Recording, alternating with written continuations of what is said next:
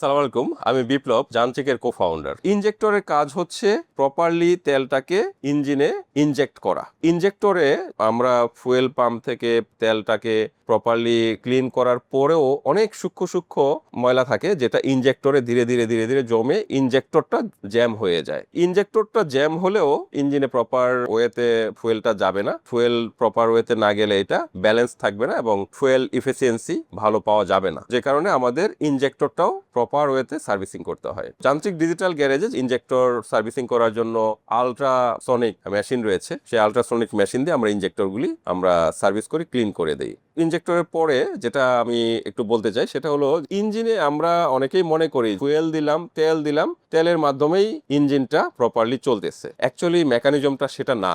ইঞ্জিনে যে আমরা তেল দেই, সেই তেলের সাথে এই তেলের মাধ্যমে পাওয়ার জেনারেট করতে হলে সেখানে এয়ার ফ্লো থাকতে হয়, বাতাস দিতে হয়। ইনজেক্টর তেলটাকে ইঞ্জিনের ভিতরে প্রবেশ করায় একটা নির্দিষ্ট প্রেসারে, পাশাপাশি এখানে বাতাস প্রবেশ করায় থ্রোটল বডি সিস্টেম বা থ্রোটল বডি যেটা আছে, এখানে কিছু সেন্সরের বিষয় থাকে, এয়ার ফ্লো সেন্সর থাকে। এয়ার ফ্লো সেন্সরটা নির্ধারণ করে দেয় যে কি পরিমাণ বাতাস দিলে ইঞ্জিনের ভিতরে যে অয়েলটা যাচ্ছে সেই অয়েলের সাথে মিলে একটা প্রপার পাওয়ার জেনারেট করতে পারবে। ওই এয়ার ফ্লো সেন্সরটাও আমাদের ক্লিন রাখা ভালো, এয়ার ফ্লো সেন্সরটা ক্লিন রাখতে হয়। এরপর আসে যে থ্রোটল বডির অনেকগুলো পার্ট রয়েছে। থ্রোটল বডির কাজ হচ্ছে প্রপারলি এয়ার ফ্লোটাকে ভিতরে দেওয়া, এতে করে যেন প্রপার পাওয়ারটা জেনারেট হয় ইঞ্জিনের ভিতরে। তো এয়ার ফ্লোতে আমাদের বাতাস থেকে যে ময়লাগুলি আসতে থাকে সেটা থ্রোটল বডিকে জ্যাম করে দেয়। থ্রোটল বডি যদি প্রপারলি এয়ারটাকে ফ্লো করতে না পারে, তখন আপনার ইঞ্জিনে প্রপার পাওয়ার জেনারেট হবে না, ফুয়েল কনজাম্পশন বাড়বে, ইঞ্জিন নকিং করবে,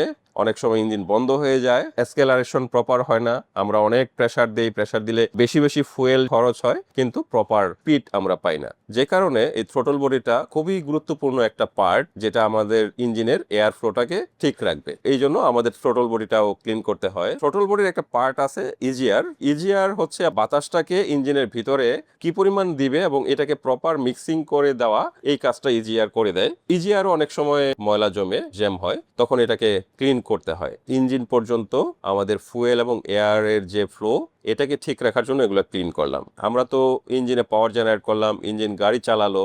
এই যে পাওয়ার জেনারেট করলাম, এই পাওয়ার জেনারেট করতে গিয়ে সেখানে অনেক ওয়েস্টেজ গ্যাস তৈরি হয়। সেই গ্যাসটা ইঞ্জিন থেকে প্রপার ওয়েতে বের করে দিতে হয়। যদি প্রপার ওয়েতে বের না হয়, তখন ইঞ্জিনটা আবার প্রপার কাজ করে না। তো এই প্রপার ওয়েতে যে বের করে দেওয়ার যে সিস্টেম, সেটাকে বলা হয় এক্সজস্ট সিস্টেম।